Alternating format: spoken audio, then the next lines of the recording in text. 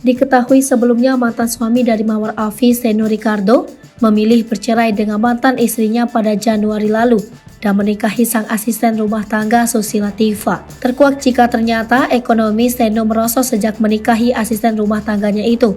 Bahkan, Seno Ricardo rela menjual harta satu-satunya anak-anak mereka yang berupa 1 unit mobil karena ekonomi sedang seret. Dalam akun Instastory Mawar Afi, mantan suaminya mengaku jika ekonominya saat ini belum membaik. Maka dari itu, Seno Ricardo meminta menjual mobil Nissan yang mereka punya untuk menafkahi anak-anaknya. Menurut ibu 3 anak tersebut, mobil Nissan itu adalah harta satu-satunya dari anak-anaknya dengan Seno Ricardo. Mawar Afi pun ungkap kesedihannya.